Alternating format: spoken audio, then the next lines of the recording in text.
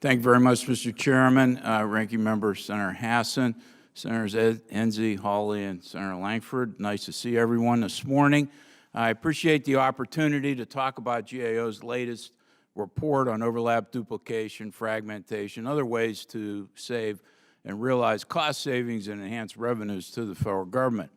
In our first 8 reports, we made over 800 recommendations for congressional and executive branch action. 54% have been implemented fully already, another 23% partially implemented, and as Senator Hassan mentioned, there have been financial benefits realized of $262 billion already that either have accrued or will accrue as a result of implementation of the recommendations. Now, very importantly, most of those real dollar savings came from congressional action, in addition to some action on part of the executive branch. But there are additional 98 actions we're adding this year, recommendations in 28 different areas. There are still tens of billions of dollars in potential savings that could accrue from congressional and executive branch action. For example, in this past year in the Defense Department alone, there's savings to be realized by looking at the functions and providing human resources over there, as Chairman mentioned in his opening statements.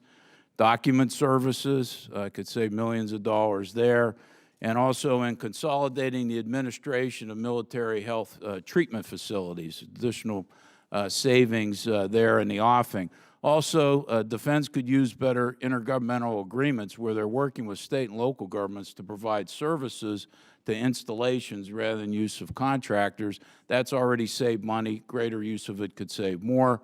Also, right now in foreign military sales, the foreign purchasers of our military equipment are not paying for the full cost, administrative costs of arranging the sale.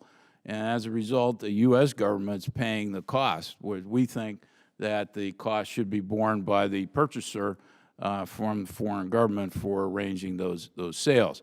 Now, in the healthcare area, there's billions of dollars that could be saved here by having greater oversight over Medicaid spending, and also in the Medicare area of looking at various payment policies, including pre-authorization and place of service reimbursement that's different now based upon where you receive the same potential service.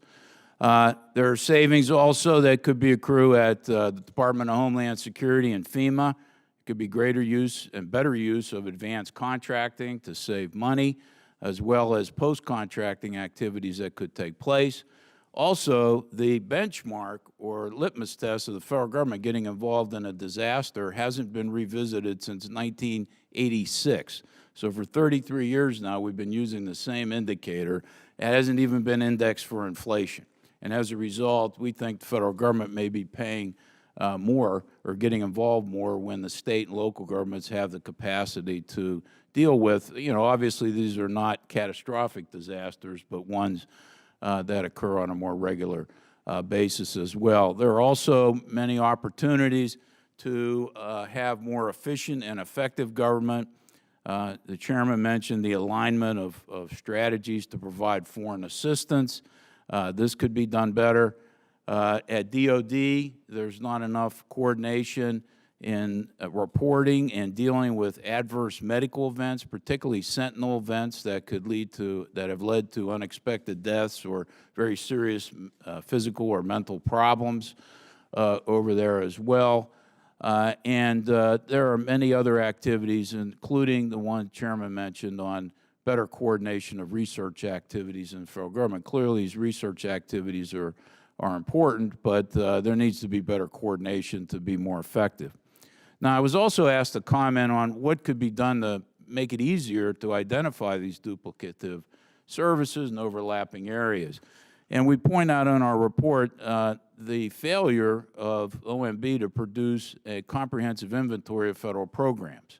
This was required by the Congress in 2010 in the Government Performance Management Modernization Act. It still has not been done. So right now we don't have a comprehensive federal inventory, which makes it very difficult. We have to spend a lot of time and energy to identify these areas. And then I have other areas we can talk about more in the Q&A session. So thank you very much for the opportunity to talk about our work, and we look forward to working with this committee and the Congress and the executive branch moving forward to have more efficient and effective government. Thank you, Mr. Chairman.